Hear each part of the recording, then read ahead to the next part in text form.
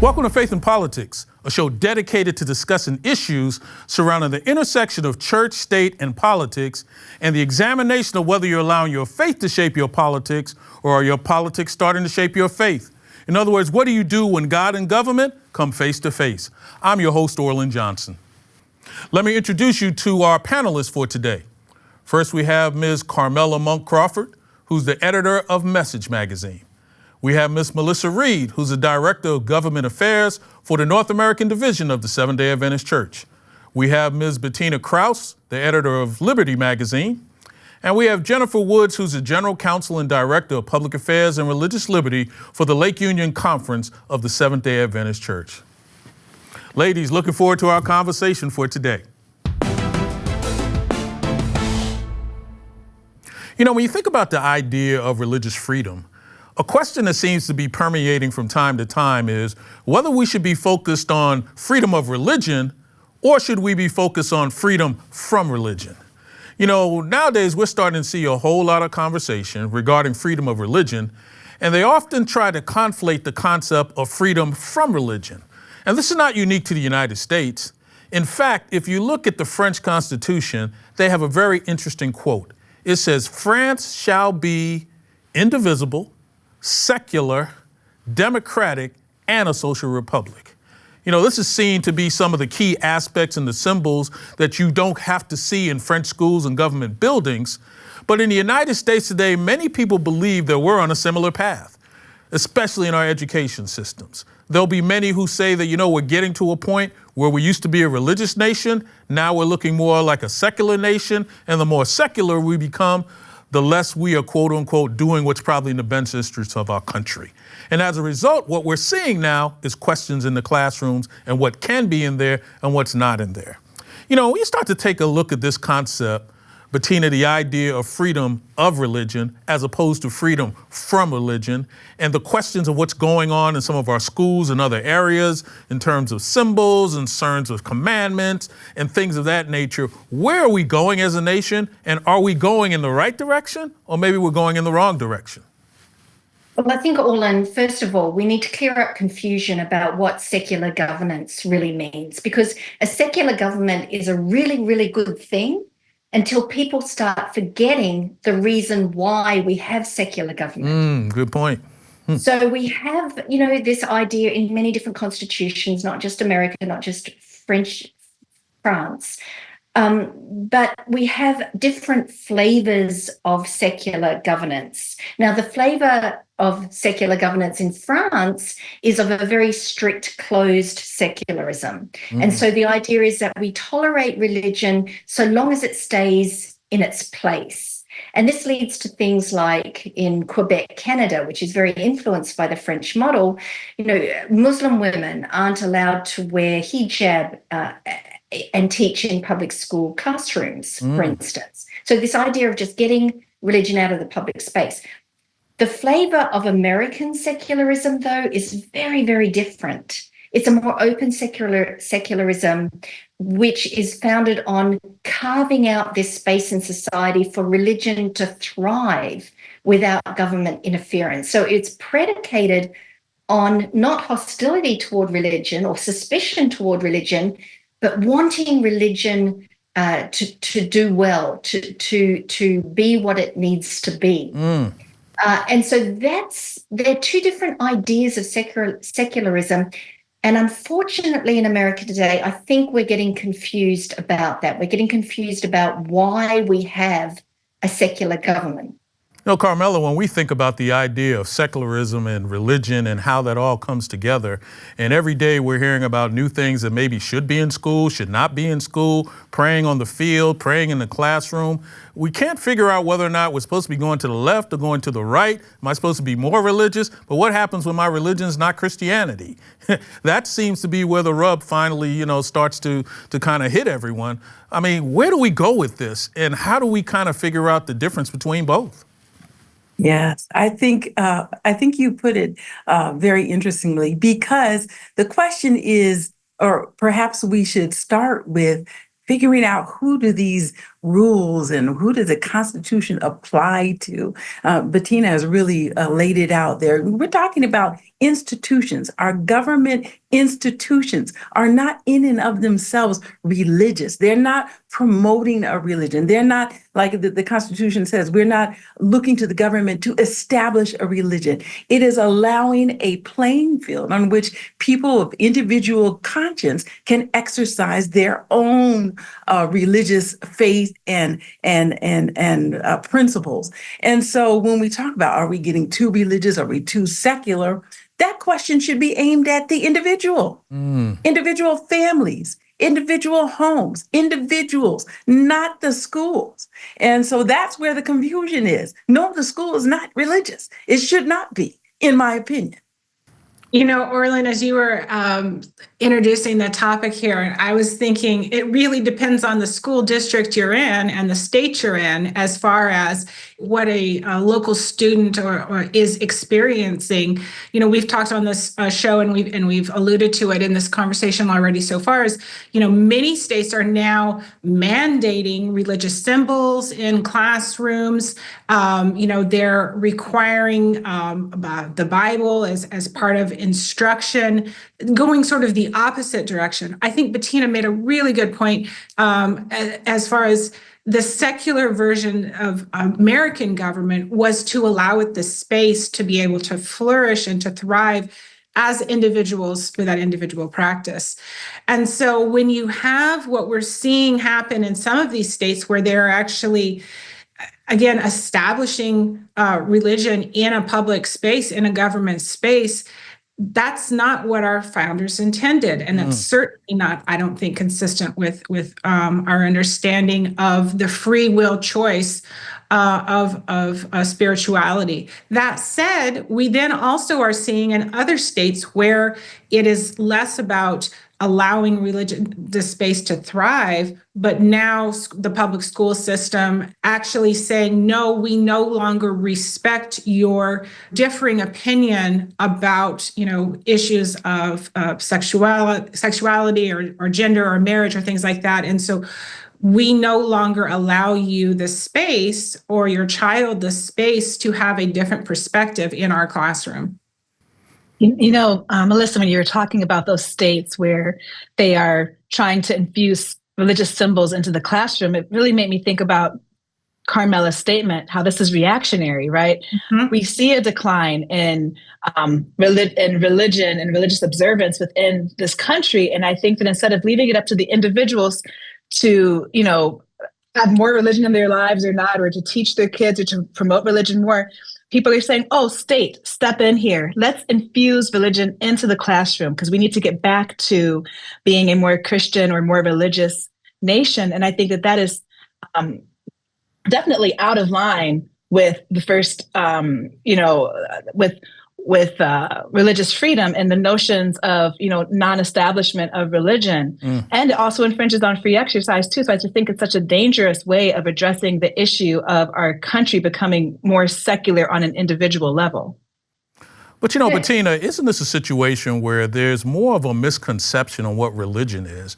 Because people are learning what religion is from advocacy groups, from legislators, and actually more people are learning their religion from artificial intelligence, what they're reading on the internet. It's not about going to church or anything along those lines. So everyone's going to be confused if all of a sudden the expertise on what this comes from is coming from everywhere. So religion is a highly personal thing, and that is what is so unique about our whole religious freedom regime. It respects that individual nature of conscience. You know, I'm an Australian, yet I would defy anyone to be more enthusiastic about the First Amendment of the US Constitution than me, because it has those two clauses right there. And that's what makes us so unique. We have the free exercise clause. We say religion's wonderful. We need to protect it. Then we have the establishment clause, which says, hang on a sec, for everyone to enjoy that full free exercise, we have to make sure that everyone's on the same playing field. And, you know, I look at different constitutions around the world, And I see that they have these protections for religious freedom, but I'm not sure that anyone has quite come up with the same balance that we have here in the United States between these two clauses working together in a complementary way. And I think if we can hold on to that balance, which is what all of us really have been talking about, if we can hold on to that, then we can keep that religious freedom vibrant for the future. Orlin, I'd love to share with the viewers a really great resource that I've come across. So one of our advocacy partners, the First Amendment Center, has put together a guide, and they recently updated it, several years old, and they just this last year have updated it. But it's called A Teacher's Guide to Religion in the Public Schools. And it's a really great resource, again, for teachers, for the average public school teacher to be able to say, here's what's appropriate in my classroom, here's what's appropriate for me as an educator, for my students, here's what's not appropriate. And also it really provides, again, the rationale that we're talking about today as far as why those rights and freedoms exist. So definitely Google that. It's actually available for download on a PDF. So definitely take a look for that. But one of my struggles, Carmela, is that I think we're trying to figure out how do we get all these religious groups to kind of coexist.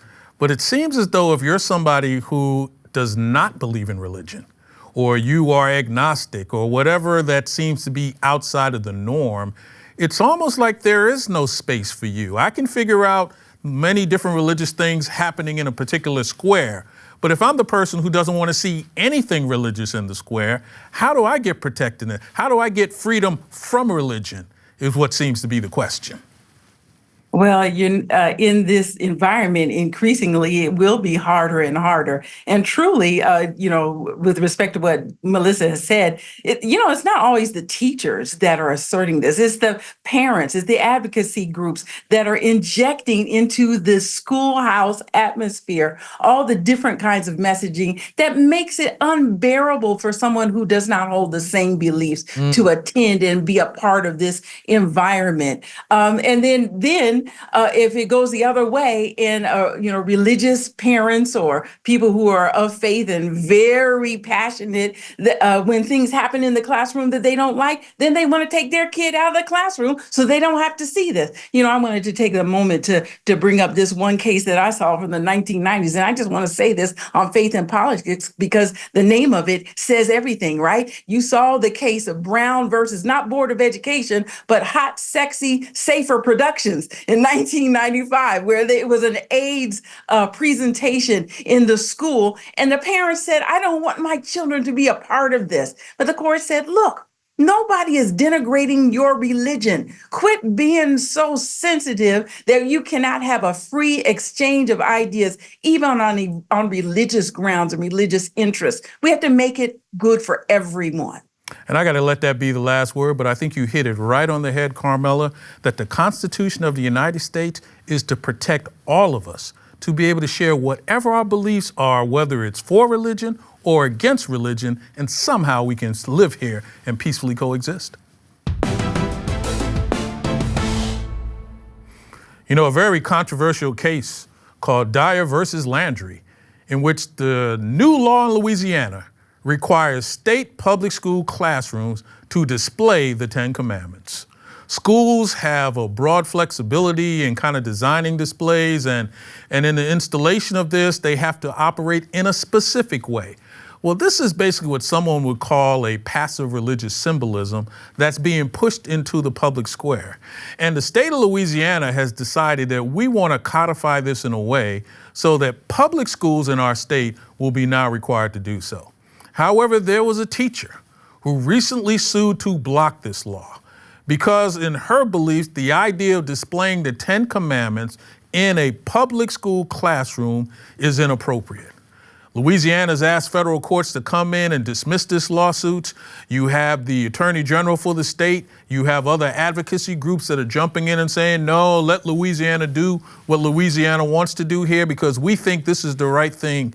And it seems to me that we are pushing into the concept that there is nothing wrong with more Christianity, more Christian symbols that are being in the public square, and apparently no one sees any downside to that. So when I take a look at this, Jennifer, and I see what a state is really pushing, on one hand, I think they're saying, not sure if this is going to get through or not, but let's push the edge of the envelope. But on the other hand, I'm saying to myself, but if this is a community and this is what they're comfortable with, what's the problem? Well, Orland, you talk about pushing the envelope, and Louisiana has been pushing the envelope for quite some time now. We can look at 2018 when they required the schools to have "In God We Trust" in the school. And then 2023, where they said, something, put "In God We Trust" in every classroom. And now they're saying, put the 10 Commandments in every classroom. And so they're continuing to push this envelope of how far we're willing to allow them to go before we say, hey, this is a violation of the Establishment Clause here. And when we talk about the majority of the community being okay with it, the First Amendment and our Bill of Rights is to protect minorities in many cases, right? So even if the majority is okay with it, what about those who don't espouse to Christian values or to Christian or Judeo-Christian values, or don't look at the 10 Commandments as a source of the law? How are those people being protected, or how are they being impacted by having to see the 10 Commandments every time that they come into a classroom? What is it saying about their faith? Or their beliefs if they don't believe in the 10 Commandments? And I think that it's, again, when we go based on what the majority says, we are neglecting the minority that does not have a voice without the protections of things such as the First Amendment and non-establishment of religion. Wow. Orland, I completely agree with Jennifer's perspective there. And I do want to disagree with your description of this being a passive religious symbol. I'm going to say it's a passive aggressive religious symbol in the classroom, right? I'm thinking, what is the goal here? And Jennifer really laid it out as far as the progression of what's been implemented, mandated in this public school system in this state. And I wonder, is the motivation evangelism for those who, are not believers in the 10 Commandments? I don't think so. And if it was, I'm going to guess they're not being very effective in their, desired evangelism. I think it is to establish this is our state religion. This is the religion, right? And the basis of the religion that's appropriate in this environment. And again, the First Amendment protections for religion specifically are for minority perspectives, minority points of view. There would be no need for the freedom of religion if it was to protect the majority, right?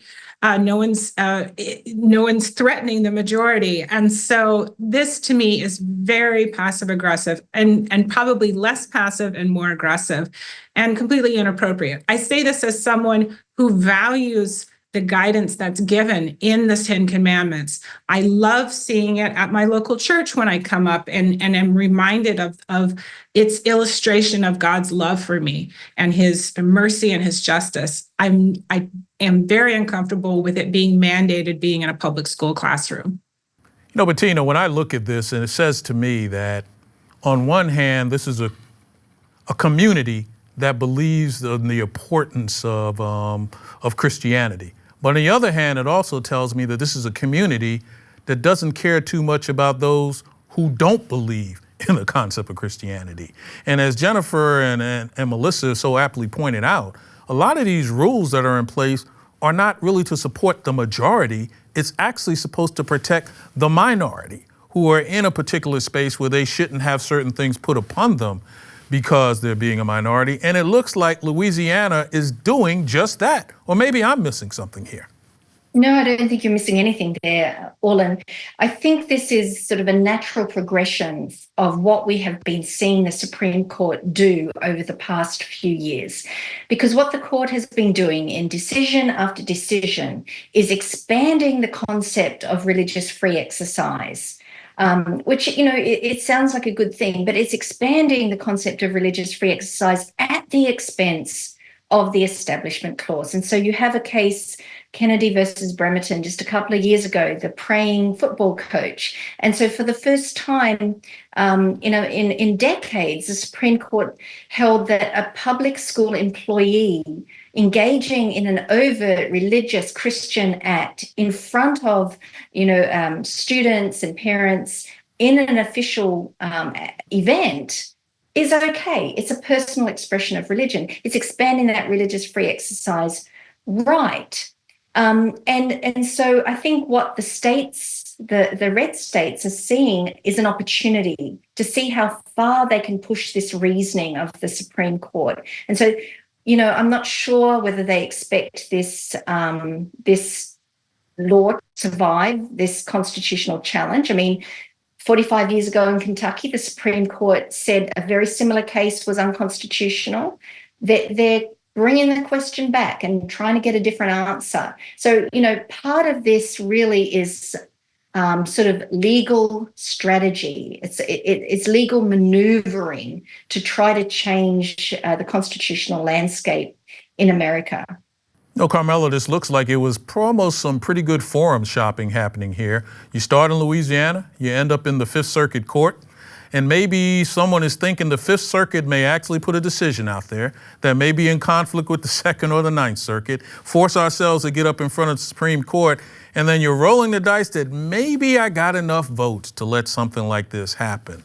Does that look like what we see happening here? But then the bigger question is, when you go this far, how do you stop the train from rolling down the hill?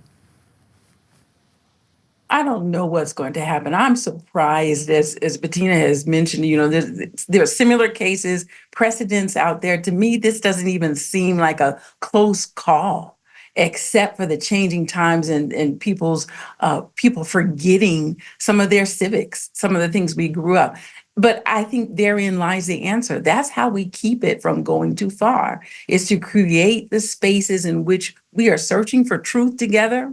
We are exploring different things. I was just reading something, the difference between a safe space and a brave space in our schools today is when we're not afraid to talk about things that some people will feel uncomfortable with. We're not afraid to explore it, but everybody has the ability to weigh in, and no one is browbeating anyone with so-called religious principles.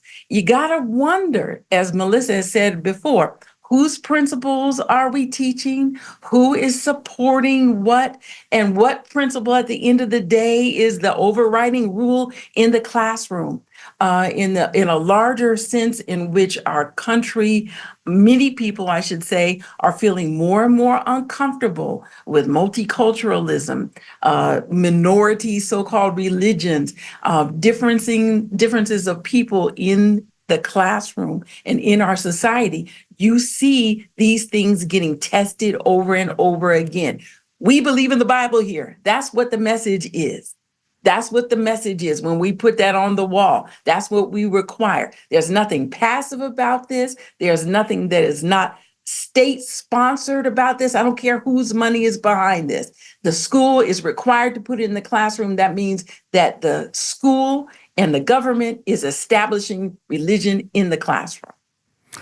Part of the issue that I see here, and Jennifer, I'm wondering if the Pemberton case may have been a little bit different if the coach was actually rolling out carpet and looking to the east to pray. And if that was the case, would we have seen the same decision? Or is the idea of this Christianity being what we're all comfortable with, making it easy to go down this road? But let's start imagining other religious beliefs coming at the forefront of some of these cases. And I'm wondering, will we see completely different decisions?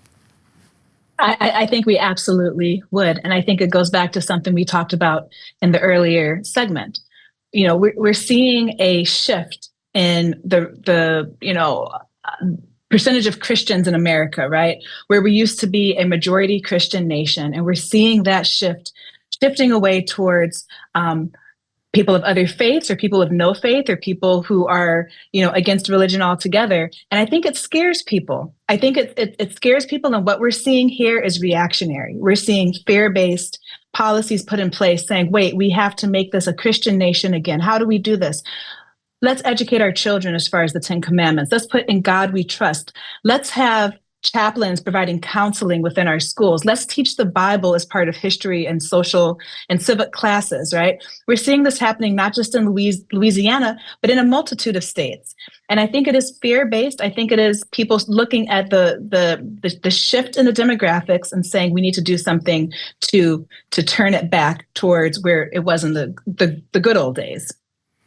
You know, Erlen, I think also this is an example of our societal desire, or I think even requirement for quick fixes and putting band-aids on problems, and even just maybe shifting the responsibility. We're all living in the same society, and as Christians, we're all feeling, I think, like this is counter to the world that God created or wanted for us.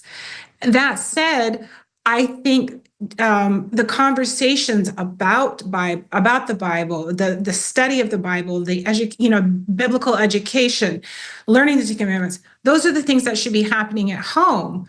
But instead, what we want to do is, rather than doing home training, right? It's kind of the same thing of like, I'm going to drop my kids off at church and go run errands, I'm going to drop my kids off at public school and make sure that there's a 10 Commandments in the classroom. And then I've checked that box, right? Well, I have to let that be the last word, but I think the issue that we all seem to be focusing on is when we get to the point where religion is no longer a personal thing and it becomes a public thing, then we probably are creating an environment that will not be sustainable in this country or anywhere else. Hey, Melissa, tell me something I don't know. All right, Orlin, we talked about Louisiana today, and I'm going to preface this by saying, I promise you, I'm not a Shaquille O'Neal super fan. I mentioned him in a Tell Me Something I Don't Know previously. But did you know that Shaquille O'Neal won Player of the Year while playing college basketball for none other than LSU? Yes, he did. Jennifer, tell me something I don't know. Sure. So do you know, Erlen, that Christians will make up 87% of the 119th Congress? And this far exceeds the percentage of U.S. adults who identify as Christian, which is only 62%, according to Pew. Wow. Bettina, tell me something I don't know. Well, Orlin, did you know that it is actually illegal to share a photo of the Eiffel Tower lit up at night? Because the lighting on the tower is protected as an artistic work under copyright. No, I didn't know that. Carmela, tell me something I don't know. Well, the last case that we talked about, Dier versus Landry, came from the Benjamin Franklin School there in Louisiana. And I had to think to myself, what did Ben Franklin think about religion in schools? And so I looked it up. I thought it was very interesting. He said, when religion is good, I conceive that it will support itself. And when it cannot support itself and God does not take care to support, so that its professors are obliged to call for the help of the civil power, 'tis a sign I apprehend of it being a bad one. Ben always knew what he was talking about. Ladies, good being here with you today. I enjoyed so much what we talked about. And thanks again for you being here with us. Hope you enjoyed our conversation. Just remember, if it's about God and government, it's faith and politics. See you next time.